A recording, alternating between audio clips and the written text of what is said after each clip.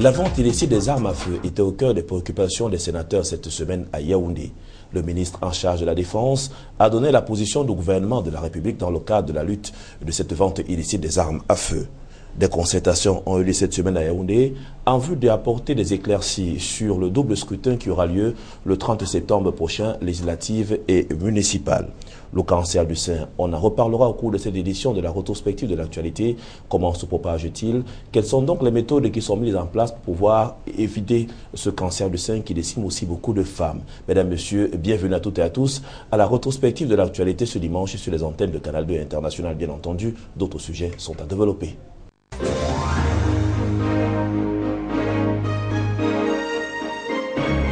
Nous recevons ce dimanche, dans le cadre de la rétrospective de l'actualité, le docteur André Dombe. Il est radiologue. C'est une spécialité assez sensible qui demande beaucoup d'attention. Bonjour docteur et soyez le bienvenu ce dimanche parmi nous. Bonjour monsieur. Bonjour chers les spectateurs. Voilà, à première vue, nous parlerons du cancer du sein. C'est quoi le cancer du sein, docteur? Il faut d'abord définir ce que veut dire cancer. L'organisme est constitué de cellules. Et le cancer aussi est constitué de cellules. Mais le mot cancer vient d'une tumeur, c'est-à-dire un groupe de cellules qui échappe au contrôle de l'organisme et se multiplie pour son compte à sa vitesse. Ça fait tumeur, c'est-à-dire qu'une masse, parce que ces cellules qui se développent beaucoup plus vite constituent une masse, d'où le mot tumeur. Et comme ce sont des cellules anormales, elles envahissent l'organe sur lequel ils se sont développés. Et ici, nous parlons spécifiquement du sein. Il se forme donc au niveau du sein une tumeur maligne, parce que c'est des cellules anormales, et d'où le mot cancer du sein. C'est un groupe de cellules qui ont échappé au contrôle normal de l'organisme et qui ont constitué une maladie au niveau du sein, c'est-à-dire une masse généralement, et c'est ça le mot cancer du sein. Justement, à votre suite, donc, nous allons revenir sur un élément important qui a été réalisé par l'île Piédiou cette semaine. C'était à l'occasion donc de quelques journées qui ont été observées ici, du 8 au 13 juillet dernier. On a parlé là-bas du cancer du sein. L'île Piédiou, compte rendu. Sur près de 100 femmes palpées ce lundi à Douala, 25 doivent passer obligatoirement à la mammographie, dont un cas à haut risque. Nous avons par exemple un enfant de 15 ans qui doit absolument passer une mammographie. Sa mère également qui doit passer une mammographie. Organisée par Runfor et Cure Africa, cette campagne de dépistage gratuit pour toutes les femmes en âge de procréer vise à encourager un examen régulier des seins pour toutes les femmes africaines. Étant donné que la mammographie coûte très cher, nous avons pensé que nous pourrions trouver les bonnes âmes qui pourraient financer le dépistage gratuit des femmes les moins favorisées. C'est dans sa paroisse que Berthe a été informée de l'existence de cette campagne. Pour Berthe, c'est une aubaine car à l'issue de ce dépistage, elle pourra en savoir plus quant à la santé de ses seins. J'ai déjà fait différents examens. Des examens qui respectent un schéma bien précis. Après la prise des paramètres vitaux, moi je reçois la malade dans ma salle de consultation où j'effectue les palpations des seins à la recherche d'un nodule qui est comme une sorte d'un abcès. Bon, et si je détecte un nodule, je conduis la malade vers la mammographie. Il existe des méthodes rudimentaires applicables pour chaque femme pour contrôler l'état de son sein. De l'avis de l'expert, il suffit juste de contrôler régulièrement son sein sous la douche, allongé sur le dos par des palpations circulaires.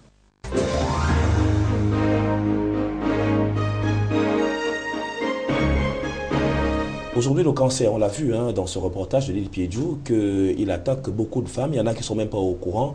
Et quels sont les signes qui nous indiquent effectivement que le cancer du sein peut être présent dans un organisme, notamment chez la femme?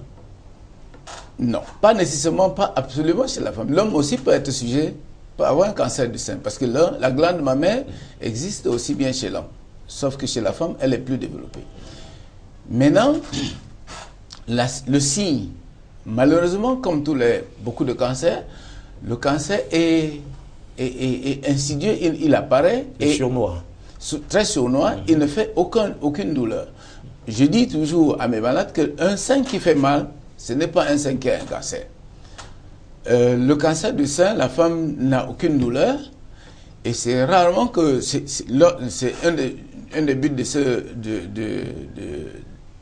cette campagne, c'est d'attirer l'attention de la femme sur une masse, une boule qui apparaît dans son sein et surtout qui ne fait pas mal. Le premier signe que la femme a, c'est une boule dans son sein. Et une boule qui ne fait pas mal. Et comment identifier cette boule? Est-ce qu'elle est facilement identifiable? Encore une fois, vous venez sur le sujet de la campagne. Un des buts de cette campagne, c'est d'apprendre aux femmes comment chercher la boule dans leur sein. Premier niveau. Et deux, que faire si elles découvrent une boule dans le sein. Donc, c'est une autopalpation. Généralement, on apprend pendant la campagne aux femmes à se palper, à rechercher la boule dans le sein. C'est une autopalpation et chaque femme doit pouvoir être capable de le faire toute seule. Donc ça, c'est le premier objectif de cette campagne, d'apprendre aux femmes à palper leur sein.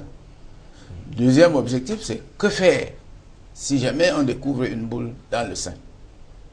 Voilà. Donc le premier signe, c'est une boule qui apparaît dans le sein. Et maintenant, justement, si on se met en présence, que nous avons effectivement cette boule dans le sein au niveau des femmes, quelles sont donc les mesures immédiates à prendre? Comment faudrait-on à l'avenir se comporter? Si, je dis toujours aux femmes, si vendredi, vous avez un rendez-vous à Limbe, par exemple, votre sein commence à faire mal, allez à votre rendez-vous, à votre week-end, et revenez voir votre gynéco le lundi. Si vous êtes dimanche soir et vous voyez une boule dans votre sein qui ne fait pas mal, rentrez immédiatement et comme ça le lundi matin, vous voyez votre gynéco et vous lui parlez de la boule que vous avez perçue dans votre sein. Donc la première chose à faire, une femme qui perçoit une boule dans son sein doit s'approcher soit de son gynéco, soit d'un personnel. Mais donc, que faire donc des femmes qui n'ont pas l'habitude, celles qui, il y en a beaucoup qui ne connaissent pas forcément un gynécologue et qui ont peur de présenter leurs problèmes comme ça naturellement? Est-ce qu'il y a des conseils pour les amener à pouvoir se présenter devant un médecin quand ça ne va pas? Encore une fois, vous arrivez à un des objectifs de notre campagne.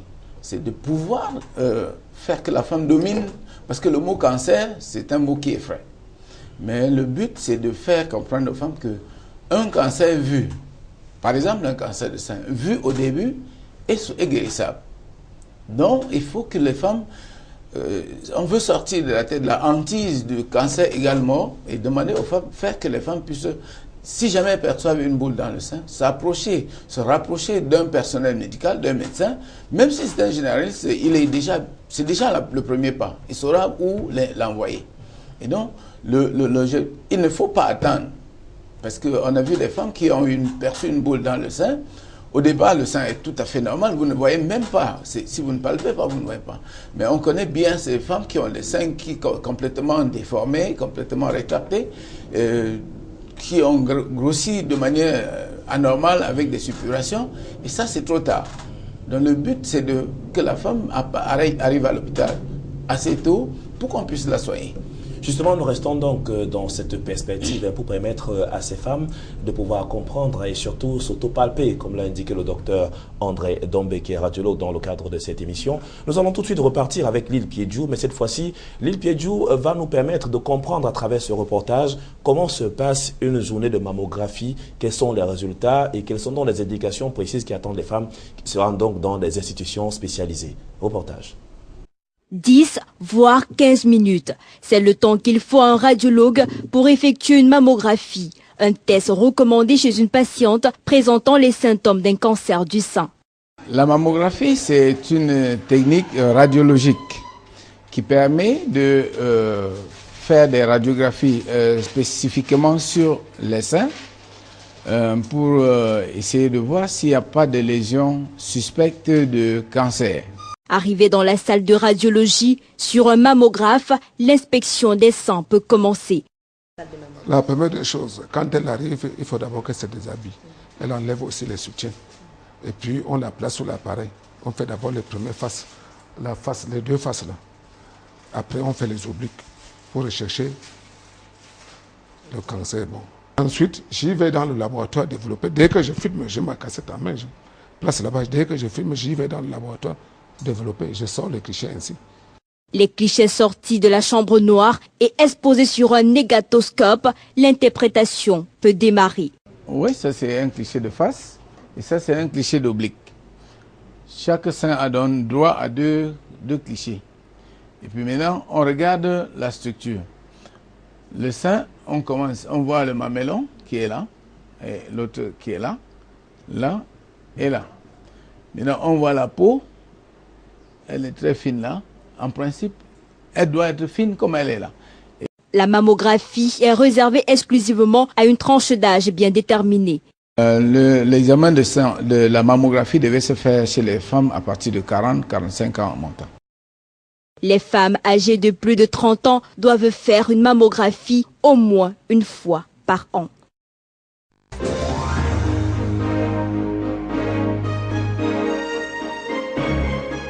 Retour donc sur le plateau de la rétrospective sur Canal 2 International. Docteur, dites-nous, à quelle étape peut-on penser qu'on peut guérir un cancer? Un cancer diagnostiqué tôt, c'est toujours mieux. C'est toujours mieux. Les chances de guérison ou de prolonger plus la vie de ce malade, c'est la précocité dans le diagnostic. Un cancer de sein, par exemple, diagnostiqué tôt, je peux dire qu'il est curable, est guérissable. Ça ne... Et maintenant, est-ce que si on arrive aujourd'hui, par exemple, à amputer un sein, ainsi de suite, l'objectif ici, peut-être, c'est lorsqu'il est généralisé, lorsque le cancer est généralisé, là, on ne peut plus rien. Ouais. Et que répondez-vous à ceux qui pensent qu'on peut guérir du cancer? On peut, comme je dis, on peut guérir du cancer. On peut, si on vous trouve une tumeur dans le sein, un cancer dans le sein, qui est presque à la palpation, il a moins d'un centimètre, on peut l'enlever, suivi d'une chimiothérapie et éventuellement d'une radiothérapie. De toute façon, le cancer du sein évolue de manière progressive. C'est-à-dire que vous avez d'abord une boule, toute petite, presque difficilement à voir à la radio. Voilà. Elle grandit, et puis elle envahit. D'abord, elle grandit dans le sein, elle progresse dans les ganglions axillaires, au niveau de l'aisselle, et elle peut passer même à l'autre sein. Donc, si vous voyez le cancer, si on voit le cancer qui est encore tout petit, localisé dans le sein, on peut l'enlever à ce niveau-là. Maintenant, s'il est un peu plus gros, on enlève le sein, tout le sein, on fait ce qu'on appelle une cure ganglionnaire, c'est-à-dire qu'on enlève tous les ganglions qui drainent ce sein, et on est sûr qu'on l'a enlevé. Et dans ce cas, la femme peut vivre, elle peut rester, si on l'enlève à 50 ans, elle devait mourir à 80 ans, elle peut bien vivre ses 80 ans avec un seul sein, le reste des 30 ans. Voilà, aujourd'hui, quels sont donc les éléments qui favorisent le cancer, notamment chez la femme, le cancer du sein? Qu'est-ce qu'il ne faut pas faire pour éviter? Est-ce qu'il y a des indices quand même qui peuvent nous aider à pouvoir éviter ce cancer-là? Peut-être la nutrition, peut-être l'alimentation, entre autres. Question très difficile. Parce que comme les autres cancers, on a évoqué beaucoup de causes de cancer, mais alors on ne maîtrise encore vraiment pas la cause. Au moins un indice, une cause immédiate, ça peut être quoi? Une alimentation qui va favoriser On va dire qu'il y a des aliments qu'il faut prendre ou qu'il ne faut pas prendre. On a trouvé par exemple que les désodorisants qu'on met aux aisselles, certains contiennent des produits qui peuvent provoquer le cancer de sein. Bon, ça c'est ce qu'on lit, une étude. Bon, c'est pas certain que tous les gens qui utilisent des désodorisants vont avoir un cancer du sein. D'autres causes, on pense qu'il y a des causes familiales. C'est-à-dire que si une mère développe un cancer du sein, par exemple, dans notre travail de tous les jours, si on pose toujours la question à la femme qui est devant nous pour savoir si dans sa famille proche, il y a eu un cancer de sein. Ces femmes-là vont faire l'objet d'une surveillance beaucoup plus serrée qu'une femme qui n'a jamais eu de problème de cancer dans sa famille. Maintenant, les femmes qui prennent des contraceptifs, il y a des contraceptifs oraux.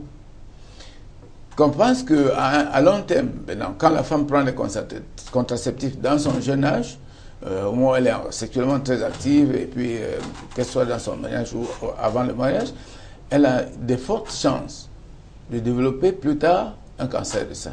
Voilà quelques éléments qu'on croit qu'ils sont vraiment directement liés au cancer. Mais pourquoi aujourd'hui, subitement, cette résurgence de ces types de maladies? Pourtant, à l'époque, dans les années 40, les années 30, on n'en parlait pas beaucoup. Les mamans n'étaient pas beaucoup victimes de cela.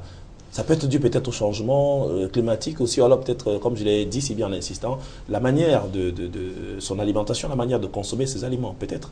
C'est aussi ça? Je ne pense pas. Je ne pense pas. Parce qu'il y a 10 ans, il y avait un médecin au Cameroun, par exemple, pour 50 000 habitants. Des villages où les gens n'entendaient même pas parler de médecins ou d'infirmiers, ont des médecins maintenant et ont des infirmiers. Deuxièmement, les déplacements sont tellement rapides. Une femme qui est à Yokadouma ce matin peut être à Yaoundé ce soir ou à Douala. Si elle avait son cancer de sein à Yokadouma et qu'elle n'avait pas moyen d'arriver à Douala ou à Yaoundé, elle mourrait de son cancer de sein. On croirait qu'il n'y a pas de cancer de sein à Yokadouma ou au Cameroun. Maintenant, l'alimentation, comme je vous ai dit tout à l'heure, je ne peux pas affirmer de manière catégorique qu'il y a un aliment qui favorise le cancer du sein. Mais je mettrais, moi, cette impression d'augmentation du taux dans la facilité que les gens ont maintenant à aller à l'hôpital. Parce que vous vous rappelez quand dans le jeune âge, et on voit encore des mamans qui ont des seins qui sont obligés c'est-à-dire que certains mamans qui ont encore, on se souvient de ces mamans qui avaient des seins complètement déformés, et ça c'était des cancers. Heureusement, ces cas très avancés sont de plus en plus rares. Mais c'est des cas qui existaient avant. En tout cas, docteur, merci infiniment d'avoir été là et surtout très bonne suite dans vos travaux et à très bientôt sur Canal 2 International. Merci.